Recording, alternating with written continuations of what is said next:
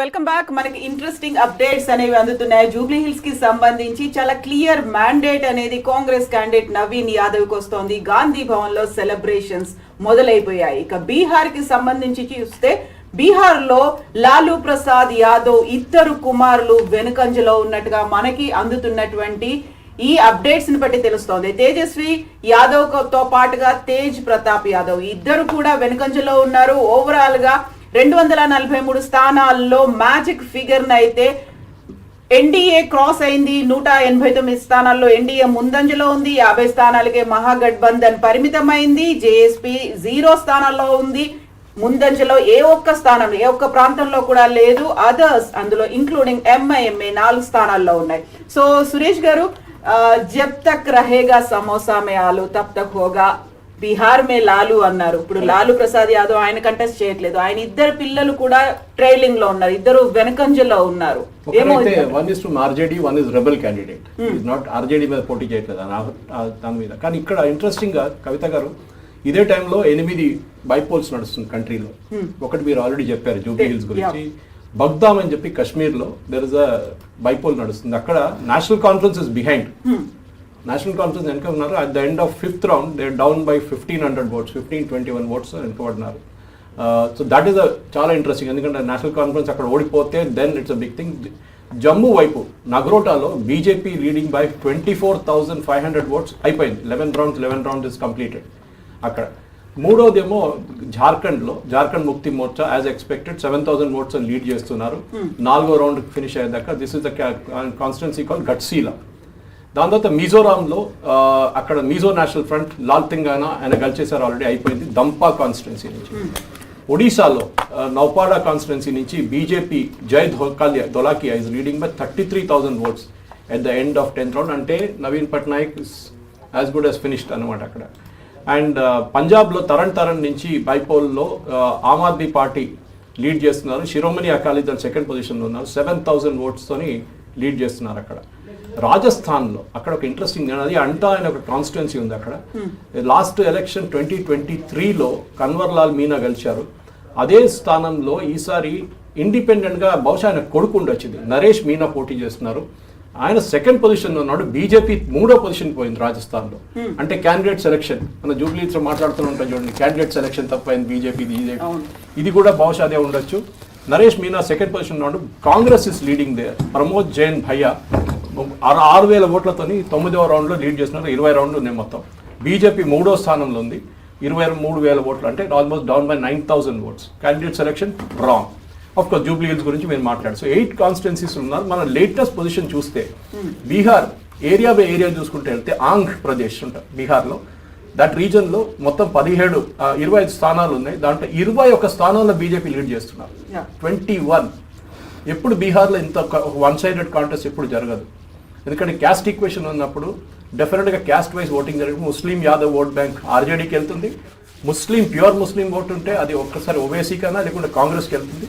కుర్మీలు naturally అది నితీష్ కుమార్ గారికి వెళ్తుంది. ఎక్స్ట్రీమ్లీ బ్యాక్వర్డ్ క్లాస్ కానీ మాంజీ గారికి, బ్యాక్వర్డ్ క్లాస్ చిరాగ్ పాస్వాన్.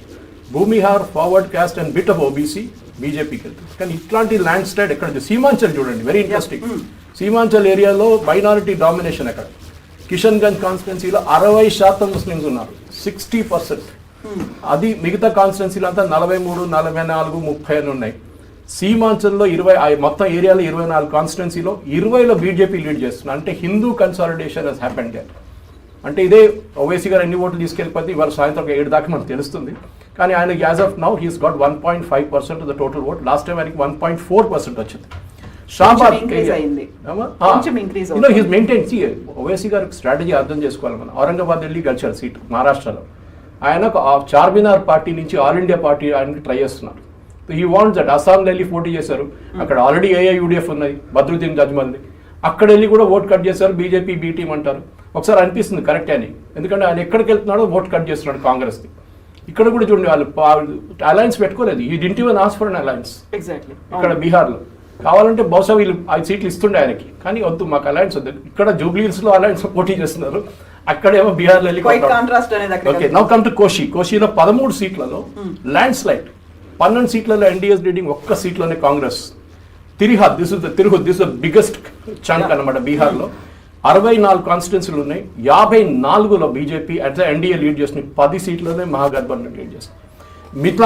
మిథిలాంచల్ 46 స్థానాలు, 35 బీజేపీ లీడింగ్, 11లో కాంగ్రెస్ అంటే ఎంజేపీ. మగధ్లో 49 ఉంది. 49లో 37లో బీజేపీ లీడింగ్, 12లో మహాగఠబంధన్. ఇప్పుడు ఏమైందంటే దీంట్లో అనాలిసిస్లో ఎందుకంటే మనం now we are in the 6th రౌండ్లో ఉన్నాం మన బీహార్లో. కాంగ్రెస్ వాళ్ళ ఓట్ షేర్ ఘనంగా పడిపోయింది, కంప్లీట్ పడిపోయింది. దాంతో ఏం చేశారంటే ఆర్జేడీ ఓటు కూడా గుంజుకున్నారు కిందికి.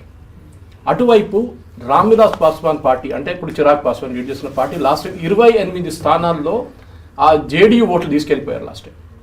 ఆ ఓట్లతోనే ఓడిపోయారు జేడీయూ లాస్ట్ టైం. చాలా తక్కువ సీట్లు వచ్చిన వాళ్ళు. ఈసారి ఆ 28 జేడీయూకి యాడ్ అయింది, కానీ ఆయన కూడా యాజ్ ఆఫ్ నౌ ఆయన పార్టీ చూస్తే 22 స్థానాలు, which is the record. And I think going forward future Bihar chief minister ఎవరంటే it will be Chirag Paswan. Future face అనేది ఆల్రెడీ చెప్పేశారు, I'm going to concentrate next 5 years in Bihar. Nitish Kumar గారి హెల్త్ చూస్తే నవీన్ పట్నాయక్ గారు లాగానే ఆయన కూడా is not really keeping well. ఆయన ఎలక్షన్ క్యాంపెయిన్ కూడా హాఫ్ వే త్రూ వచ్చారు క్యాంపెయిన్లకి. ఒకసారి మోదీ గారు దిగిన తర్వాత ఆయన కూడా వచ్చారు. దానికన్నా ముందు అసలు నితీష్ కనిపించలేదు ఎక్కడ. సో ఐ థింక్ బహుశా 3 సంవత్సరాల తర్వాత he will kind of retire and Chirag పాస్వాన్ని బీజేపీ తీసుకొస్తారు. ఒక షిండే ఎక్స్పెరిమెంట్ కూడా బహుశా బీహార్లో కండక్ట్ చేస్తారు. చిరాగ్ పాస్వాన్ని పెట్టుకొని ఒక 10 సంవత్సరాల తర్వాత జేడీయూని కర్ణాటకలో ఎట్లా పక్కన తెప్పేశారు మొత్తం, జేడీఎస్ని, అదే పరిస్థితి ఇక్కడ జరుగుతుంది. ఇప్పుడు దేవగౌడ ఎక్కడ, కుమారస్వామి ఎక్కడ అంటే ఎవరికి తెలియదు. అక్కడ మండ్యా పార్టీ లేకుండా చేసేసారు. బహుశా అదే ఎక్స్పెరిమెంట్ బీహార్లో రిపీట్ చేస్తారు. ఎవ్రీవేర్ ఫడ్నవీస్ షిండేని రీప్లేస్ చేశారు. ఇదే స్ట్రాటజీ బహుశా బీహార్లో నెక్స్ట్ 10 yearsలో 2030-35లో జరిగే ఎలక్షన్లో బీజేపీ తీసుకొస్తారని డెఫినెట్గా నా ఆన్సర్ ప్రకారం అయితే. Yes, thank you so much sir. మనతో పాటుగా సీనియర్ జర్నలిస్ట్ సాయిశేఖర్ గారు కూడా జాయిన్ అయ్యారు. సాయిశేఖర్ గారు, యాక్చువల్గా జూబ్లీ హిల్స్కి సంబంధించి చూస్తే గతంలో మనం ఎగ్జిట్ పోల్ గురించి మాట్లాడుకున్నాం. ఎగ్జిట్ పోల్ అనేది ఎగ్జాక్ట్ పోలా కాదా అనుకున్నప్పుడు మళ్ళీ ఎగ్జిట్ పోల్ అనేది సరైనటువంటి అంచనాలను ఇచ్చింది అనిపిస్తోందా? మెజారిటీ ఎలా ఉంది అనిపించింది? యాక్చువల్గా ఏ ఫ్యాక్టర్స్ వర్కౌట్ అయ్యాయని మీరు అనుకుంటున్నారు? ఎగ్జిట్ పోల్స్ తప్పు. ఓకే, అందరూ 3%, 4% మెజారిటీ ఇచ్చారు.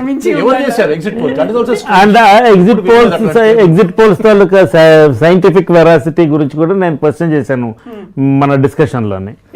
సో ఎగ్జిట్ పోల్స్ అనేది బేసిక్గా ఒపీనియన్ పోల్ కానీ ఎగ్జిట్ పోల్ కానీ కొంత వాళ్ళ పర్సెప్షన్ ప్రకారం నంబర్లు వేస్తారు. అంతేగాని they never none of these exit polls are opinion polls వాళ్ళు మెథడాలజీ ఆఫ్ సర్వే పెట్టలేదు పబ్లిక్లో. ఇప్పుడు జూబ్లీ హిల్స్లో అధికారికంగా 9,000 చిల్లర ఓట్లు 4 రౌండ్ల తర్వాత, అనధికారికంగా 6 రౌండ్ల తర్వాత 15,560 అన్న ఓట్లతో మెజారిటీతో 15,589 ఓట్లతో కాంగ్రెస్ లీడింగ్లో ఉన్నది. First of all let us give the 100% credit to chief minister Revanth Reddy. ఆయనదే. ఎందుకంటే క్యాండిడేట్ సెలక్షన్ దగ్గర నుంచి అన్ని at every stage he has taken utmost care to lead the Congress party in this election. కాకపోతే ఇప్పుడే బీజేపీ అభ్యర్థి అంటున్న మాట ఏంటంటే డబ్బుల ప్రభావం చాలా ఎక్కువ ఉంది, మాకు డిపాజిట్ వస్తుందనే భావిస్తున్నాము, బీజేపీ ఓట్లకు డబ్బులు పంచదు, చివరి 3 రౌండ్లు మాకు అనుకూలంగా ఉంటాయి, ఎన్నికల్లో ప్రతిపక్ష పార్టీల నాయకులను కొనుక్కున్నారు, చీరలు పంపిణీ చేశారు, డబ్బు కూడా ఇచ్చారు, వీటన్నిటి వల్లే ఆ ఫలితాలు అనే మాట చెప్తున్నారు. అంగీకరిద్దాం. అదే మరి extrapolate the same thing to Bihar. Okay, అక్కడ ఏమిటి పని చేస్తుంది? సో ఇప్పుడు ఓడిపోయిన వాళ్ళు ఆడే మాటలండి ఇవన్నీ. ఎలక్షన్ గెలిచిన వాళ్ళు మాట్లాడాల్సిన మాటలు, గెలుద్దాం అనుకున్న వాళ్ళు ఆడే మాటలు కావు ఇవి. ఎందుకంటే ఇప్పుడు రౌడీజం ప్రబలిపోయింది, ఓటర్లని ప్రలోభ పెట్టారు అని ఎలక్షన్ రోజు నాడు బీఆర్ఎస్ అభ్యర్థి కూడా మాట్లాడారు. అవును, నేను మీకు ఆ రోజు చెప్పాను ఆవిడ ఎలక్షన్ వదిలేశారు మధ్యలోనే. ఇప్పుడు exit polls, so called self proclaimed exit polls without any methodology also, వాళ్ళు ఇచ్చింది కూడాను 3 నుంచి 5%. ఓకే, 3 నుంచి 5% డిఫరెన్స్ మాత్రమే వచ్చి ఉంటే ప్రభుత్వంలో ఉన్న పార్టీగా వాళ్ళు కొంత అడ్వాంటేజ్ పొందారు, ముస్లిం ఓటు చేయలేదు, ఇలాంటి ఫ్యాక్టర్లన్నీ లెక్క తీసుకునేవాళ్ళం. ఇక్కడ జూబ్లీ ఎలక్షన్లో తీసుకోవాల్సిన మొట్టమొదటి ఫ్యాక్టర్ పరమ బద్ధకస్తులైన ఓటర్లు 52% మంది ఓట్లకి వెళ్ళలేదు. సో వాళ్ళకి ప్రభుత్వం ఏం చేస్తుంది, ప్రభుత్వమే కాదు ప్రతిపక్షం కానీ ప్రభుత్వం కానీ బీజేపీ కానీ ఎంఐఎం కానీ మీరు ఏం చేస్తున్నారని అడిగే అధికారం వాళ్ళకి లేదు. కాకుండా ఎవరు గెలుస్తున్నారు అనేది మాత్రం చూస్తారు కదా చూడడానికి. These are all social media people. ఇది ఒక పక్కన పెట్టండి. రెండో ముఖ్య అంశం ఏంటంటే BRS has heavily banked on social media. ఇందాక నాగరాజు గారు కూడా చెప్పారు. Social media is I'm telling you, Twitter is not polling station. Twitter is just a social media platform where your followers and your supporters will air their views and keep quiet. వాళ్ళు ఓటింగ్కి వెళ్ళరు. ఇది urban constituency. ఈ అర్బన్లో పేద వర్గాలు ఉండొచ్చు కానీ వాళ్ళని రూరల్ అనలేం మనం. అంచేత this an urban constituency, it's a mixed constituency. ఇప్పుడు ఒక చిన్న మినీ తెలంగాణ మొత్తం రాజకీయ చిత్రానికి జూబ్లీ హిల్స్ ఒక ప్రతిబింబం. ఎందుకంటే అన్ని ప్రాంతాల నుంచి ఇక్కడ ఉన్నారు, ఆంధ్ర సెటిలర్స్ ఉన్నారు, అన్ని రకాల ఓటర్లు ఉన్నారు, మైనారిటీలు 1,38,000 మంది మైనారిటీ ఓటర్లు ఉన్నారు. వీళ్ళల్లో సగం మందే ఓట్లకి వెళ్ళినా కూడా ఆ సగం మంది they have given representational verdict in favour of the Congress. దీన్ని కాంగ్రెస్ పార్టీ తప్పకుండా మా ప్రజాపాలనని విండికేట్ చేస్తున్నటువంటి నిర్ణయం ఇది, ప్రజల నిర్ణయం, Janadesh is in favour of us అని చెప్పుకోవడానికి అవకాశం ఏర్పడుతుంది. ఇది రెండో కాన్స్టిట్యున్సీ హైదరాబాద్ నగరంలో కాంగ్రెస్ పార్టీ ఖాతాలో పడ్డాం. తర్వాత ఇంకో ముఖ్య విషయం ఏంటంటే జూబ్లీ హిల్స్ కాన్స్టిట్యున్సీ ఏర్పడిన తర్వాత మొట్టమొదటిసారి రాజశేఖర రెడ్డి గారి నేతృత్వంలో కాంగ్రెస్ పార్టీ ఎన్నికకి వెళ్ళినప్పుడు కాంగ్రెస్ పార్టీ అభ్యర్థిగా విష్ణువర్ధన్ రెడ్డి గెలిచారు. కానీ తెలంగాణ రాష్ట్రం ఏర్పడిన తర్వాత కాంగ్రెస్ పార్టీ ఒక్కసారి కూడా గెలవలేదు జూబ్లీ హిల్స్ నియోజకవర్గంలో. This is a record. వీళ్ళు మొట్టమొదటిసారి గెలిచారు. అండ్ రేవంత్ రెడ్డి గారి నేతృత్వంలో వాళ్ళు 42% బీసీ రిజర్వేషన్ అనే నినాదం చాలా గట్టిగా తీసుకున్నారు. ఎందుకంటే రాహుల్ గాంధీ గారు భారత్ జోడో యాత్ర చేస్తూ ఉన్నప్పుడు ఆయన కులగణన చేయాలి అనే విషయాన్ని గట్టిగా తెర మీదకి తీసుకొచ్చి ఆయన ప్రామిస్ చేశారు, మా గవర్నమెంట్ ఎక్కడికి వస్తే అక్కడ మేము చేస్తామని.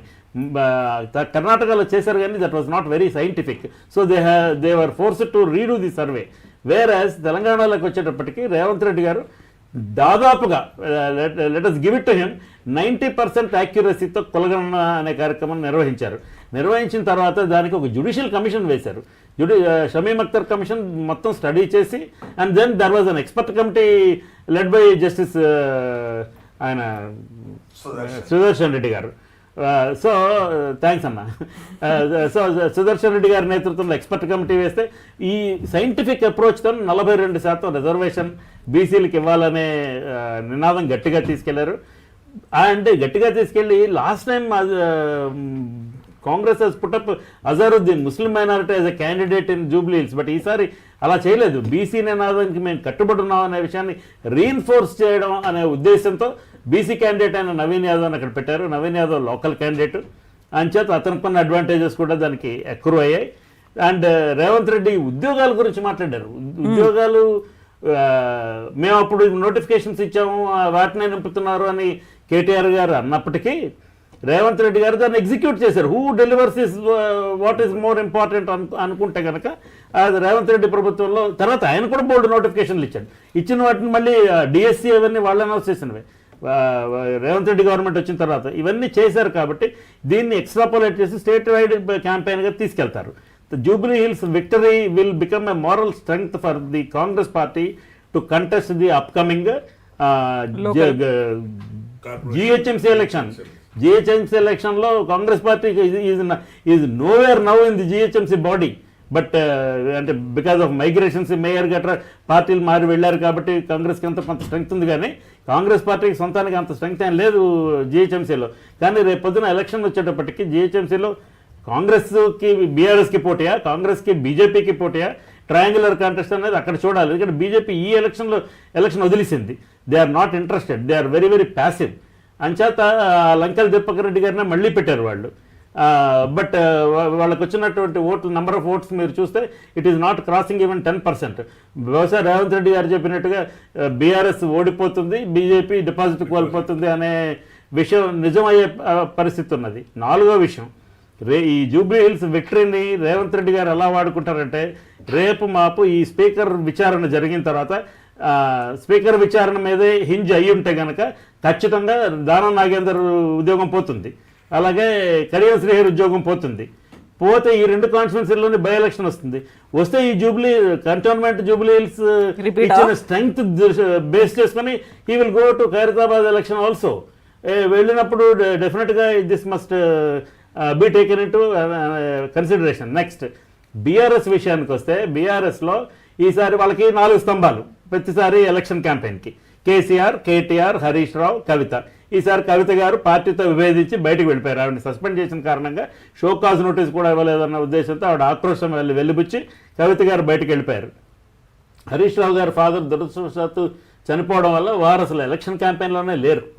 ఆయన లాస్ట్ మినిట్లో లాస్ట్ 2 days ఏదో మీట్ ద ప్రెస్ ప్రోగ్రామ్ ఒక 2 స్టేట్మెంట్లు చేయడం కొంత చేశారు కానీ బట్ హరీష్ రావు లేరు దాంట్లో.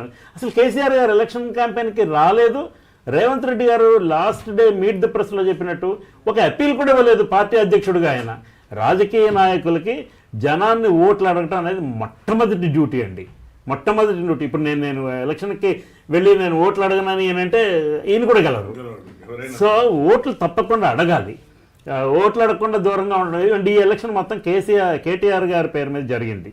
కేటీఆర్ గారు భారీగా ప్రచారం చేశారు, చాలా గట్టి పోటీ ఇచ్చినట్టుగానే ప్రచారం చేశారు. ఒక దశలో బీఆర్ఎస్ గెలుస్తుందేమో అనే అభిప్రాయం కూడా ఇవ్వగలిగారు. కానీ నాకు అర్థమైనంత మటుకు BRS heavily banked on social media. Social media మీకు ఇంతకు ముందర డిస్కషన్లో కూడా నేను మీకు చెప్తున్నాను madam, social media is not polling station, Twitter is not polling station, votes are polled elsewhere. So ట్విట్టర్లో మనకున్న number of hits, number of views which can be boosted. డబ్బు కడితే ట్విట్టర్ హిట్స్ బూస్ట్ చేసిస్తాడు. కావాలంటే ఇప్పుడు నాకు 4,000 మంది ఫాలోయర్స్ ఉన్నారు, నేను కొంచెం డబ్బులు ఖర్చు పెట్టుకుంటే ఒక 6 నెలల కాలంలో నాకు 40,000 మంది ఫాలోయర్స్, నేను రాసిన ప్రతి చెత్తకి ఒక 2-3 లక్షల మంది వ్యూస్ తెప్పించుకోగలను. I can do that because by investing money we can do that. So KTR personally has to hit refresh and reboot his political strategy. ఎందుకంటే చాలా బాధ్యతాయుతంగా 10 సంవత్సరాలు